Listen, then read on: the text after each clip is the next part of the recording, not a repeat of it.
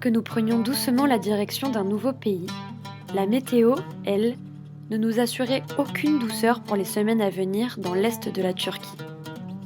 C'est en fuyant le mauvais temps que l'on se lance sur de longues journées à voir s'enchaîner les kilomètres, les paysages et les climats, mais aussi malheureusement des villes bousculées par le tremblement de terre qui a eu lieu quelques semaines plus tôt.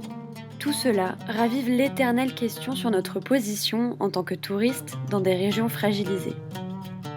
Cette interrogation sera revenue à nouveau dans ce trajet lors de notre arrivée dans une zone sensible du pays, le Kurdistan turc. Dans cette impression de nouveau voyage dans le voyage, nous regagnons enfin la côte avec des températures plus douces et commençons à adapter nos plans à ce changement d'itinéraire forcé.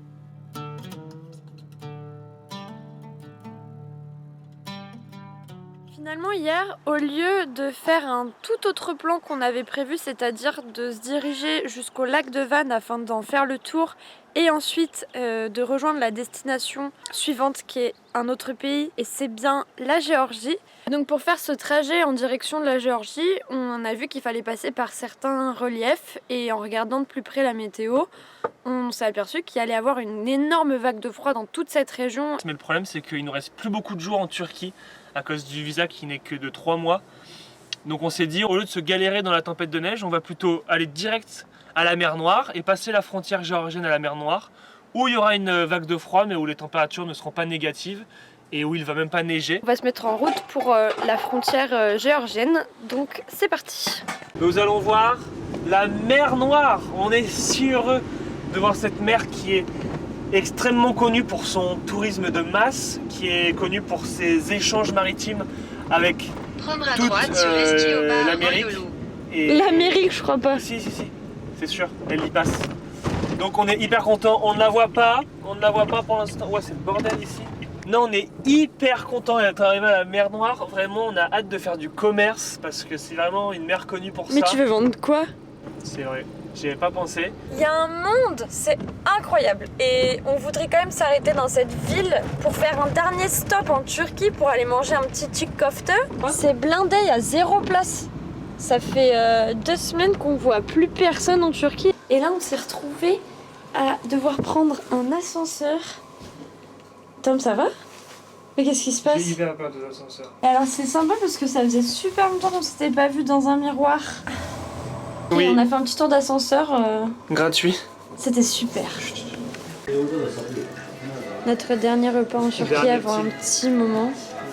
Qu'est-ce qu'on mange? Un chick köfte. Oh, ils sont mastoc, hein. Ils sont lourds. Le petit ayran. C'est le dernier chai, on est vraiment triste. Mais on va l'apprécier ce dernier chai, on sait qu'on va en retrouver d'ici peu, mais on est vraiment nostalgique de quitter la Turquie là. On s'est vraiment habitué à ce mode de vie, à tout le temps manger dehors, à tout le temps boire des chais. Donc ça va vraiment être dur, mais c'est le voyage, c'est chouette aussi de découvrir un nouveau pays, une nouvelle langue, une nouvelle culture. Mais très triste de quitter la Turquie. Ginger chai. On pensait que ça allait pas être si dingue cette ville, et en fait finalement on a super bien mangé plein de honnêtement, trucs. Si vous passez la frontière, n'hésitez vraiment pas à vous arrêter à Opa. Elle paye vraiment pas de mine du tout. Elle est vraiment bien cette Ça ville. veut dire quoi, elle paye pas de mine? Comment tu définirais ça vraiment, genre? Bah, c'est que quand on arrive, c'est quelque chose auquel j'ai beaucoup réfléchi toute ma vie parce que depuis que je suis petit, mes parents me disent que je paye pas de mine et je crois que j'ai pas la réponse encore. Ouais, tu nous as plus embrouillé qu'autre chose, je crois. Non. Bon, on est à 30 km de la frontière et il y a déjà énormément de poids lourds.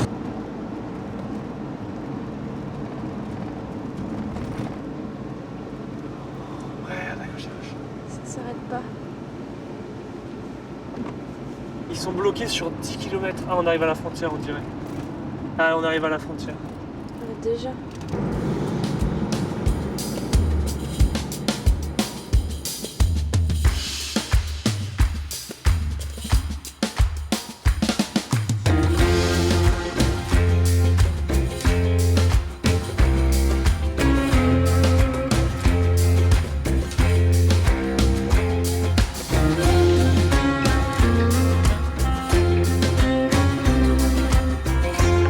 Nous venons de nous garer à À Batumi. Ou à Dubaï. Je ne sais pas encore. Je ne sais pas. Hein, parce Aïe. que... Oh pardon, je t'ai fait un petit croche-patte.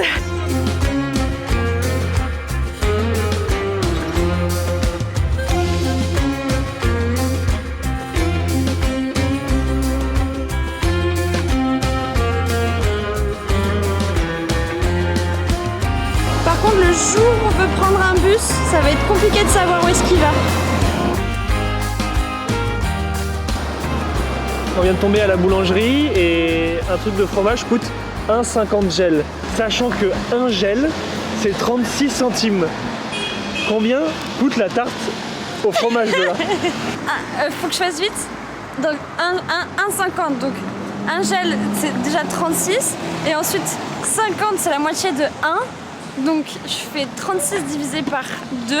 Ça fait 18. Donc faut que je fasse 36 plus 18. Attends, je recommence. Oh là. 54. Oui. Donc pour acheter une tarte au fromage en Géorgie, dans cette boulangerie, ça nous va nous coûter exactement 54 centimes. Merci Lola, on était morts de faim, on va pouvoir se l'acheter, merci.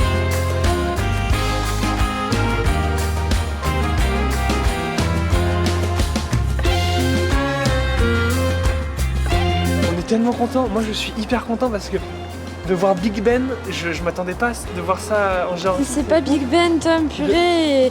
Arrête de dire n'importe quoi aux gens. Mais si, c'est sûr que c'est Big Ben, j'ai reconnu l'heure. À l'heure, j'ai reconnu. Vas-y, je t'attrape l'oreille, tu dis trop de bêtises, là, c'est saoulant. Ça te saoule? Je voulais juste voir Big Ben.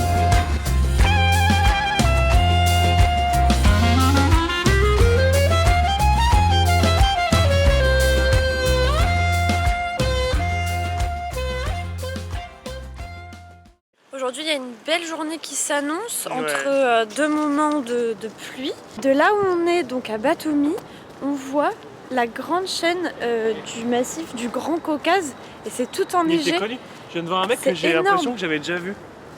Mais je sais pas où. Un mec connu? Non, pas un mec connu, un mec que j'avais déjà vu. Mais je pourrais pas vous dire où. Alors du coup, vous pouvez vraiment voir au bout la Russie. C'est fou de se dire que la Russie est juste là.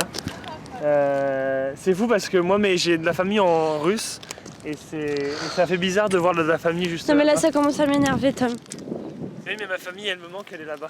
Après la Russie c'est très grand donc elle n'est pas forcément derrière ces montagnes mais elle est vers par derrière ces montagnes. Je sais pas si j'ai été clair, moi je le suis très clair.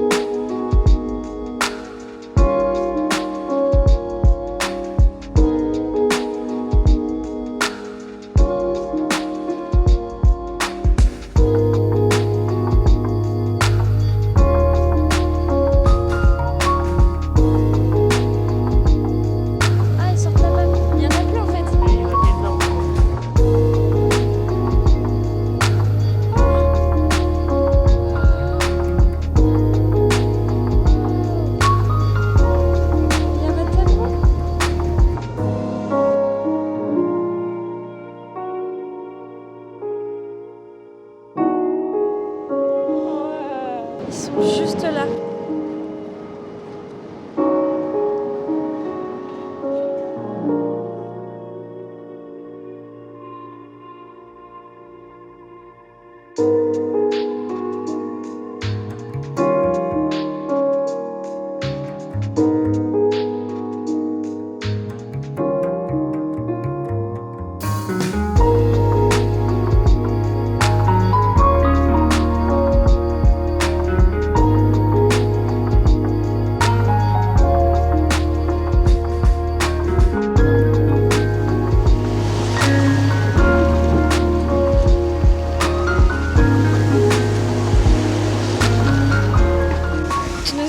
Tom, pourquoi t'as pas envie de te baigner? En fait, je me suis dit, avec cette chaleur, je vais peut-être aller me baigner, aller faire un petit plouf. Mais en voyant la mer, bon la mer est belle, mais j'ai changé d'avis quand même.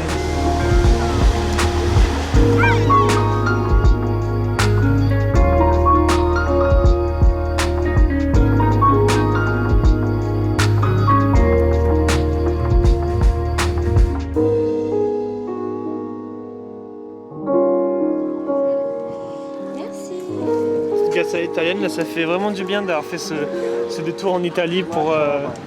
Du coup, on retrouve les glaces, les pizzas et tout. On n'est pas du tout en Italie. Ça doit être un bébé chihuahua. Ah ouais, tu penses? Là, du coup, on profite enfin de la chaleur qu'on n'a pas ressentie depuis au moins 2 semaines. Et genre, la dernière fois, c'était dans les Cappadoces quand on a fait la randonnée dans la Red Valley. Et donc, c'était qu'une fois en 1 mois, quoi, en gros. Bon, au niveau des infrastructures à Batumi pour se poser, ils sont super bons, tu vois. Il y a des petits robinets d'eau, il y a des parcs magnifiques. Mais alors, par contre, au niveau transat, on n'y est pas, quoi. Là, je me détends. Hein. Voilà, et vous allez voir que ça s'arrête. Je ne force pas. Hein. Voilà. Ah mais c'est peut-être un toboggan. Et après, hop, tu tires comme ça. Ah non, et ça glisse plus. Tu vois, ça sert à rien en fait. C'est même pas amusant.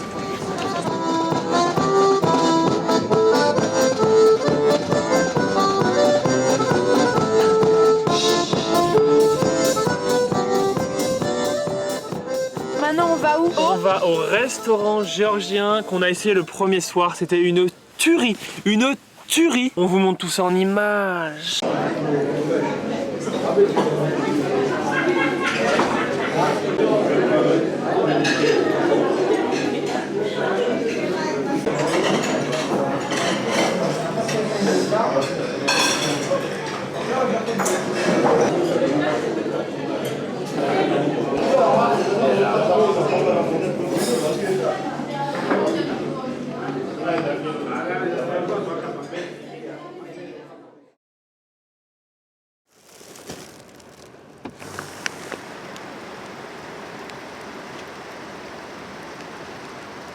J'espère que tout le monde va bien chez vous, que tout le monde se porte bien pour cette nouvelle année qui s'annonce extraordinaire. On est hyper content de débuter une nouvelle année dans un pays qu'on connaît pas.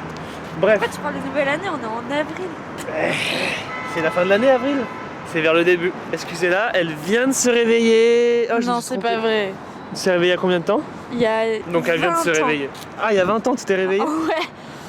Ta mère, c'est? On est tous sortis d'une mère. Tout ça pour dire que nous sommes toujours à Batumi. Bon, ça fait 3 jours qu'il pleut, qu'on est enfermé dans le camion parce qu'il pleut vraiment très fort et il fait froid. On va manger, on va découvrir le shawarma. On a beaucoup vu de magasins de shawarma depuis qu'on est arrivé à Batumi, donc je pense que c'est une spécialité géorgienne qui est un peu en mode fast-food. Allez, chill. Bon, finalement, les shawarma c'était pas ouf. Tellement pas ouf qu'on a dû s'acheter une petite boisson pétillante pas très connue. Ça c'était excellent. Bon alors le shawarma. Shawarma en pas terrible. Première bouchée, cool. Première bouchée cool.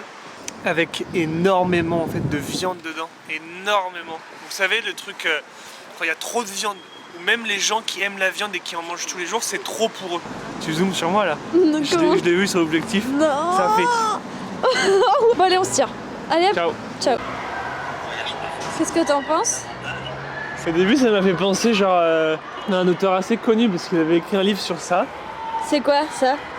C'est juste une connerie, une babiole. Une babiole. N'importe quoi. Version à toi. Salut. T'es mignon. Oh, ah, il a pété? Donc je sais pas qui c'est, ça m'inspire la pêche industrielle. Tu peux montrer là pour qu'on La comprenne. pêche industrielle. Bah, que les poissons sont emprisonnés et qui peuvent plus bouger en fait. Ça montre vraiment que les poissons souffrent, ils veulent nager et ils sont bloqués et après manger, on voit pas là quand ils sont mangés. Quand on fait une teinture, le problème c'est que on peut pas savoir la suite. Donc là il y a tous les peintres. La suite de quoi? T'es pas clair. Mais hein. de l'œuvre. On ne sait pas l'avant, on ne sait pas l'après dans une peinture. C'est beau ce que tu dis. C'est beau ce que je dis, mais là les peintres, et j'en connais quelques-uns, ils vont me dire ah oui mais ça il faut l'imaginer Tom, justement c'est ça le but d'une peinture. Je suis aussi assez d'accord sur ça.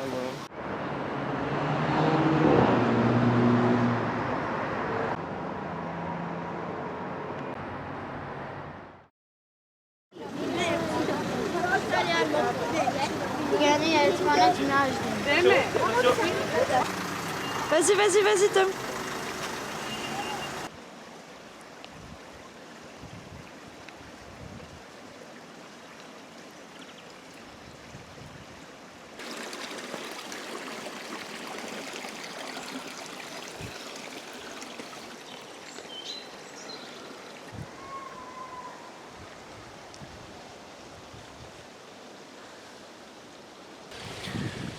Bonjour. Bonjour.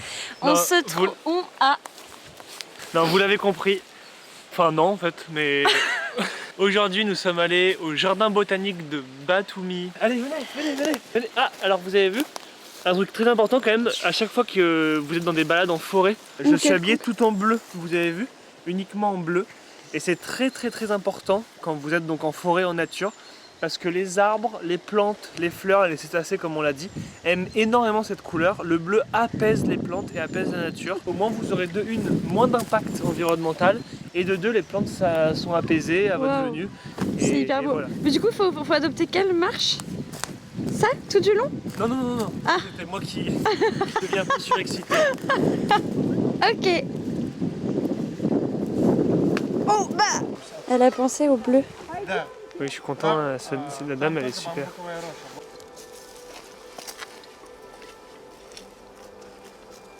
Cette luxuriante végétation, venue de tous les continents, a d'abord vu le jour au début du siècle dernier, entre les mains du botaniste russe Andreï Krasnov. Profitant d'un climat bien particulier, ce lieu a pu accueillir toutes sortes d'espèces tropicales, ce qui a fait de lui le jardin botanique le plus célèbre du temps de l'URSS. Et en fermant les yeux, il n'était pas difficile de se laisser transporter dans ce temps-là, en écoutant les paroles russes de certains visiteurs couler dans les chants des oiseaux et le bruissement des feuilles tropicales.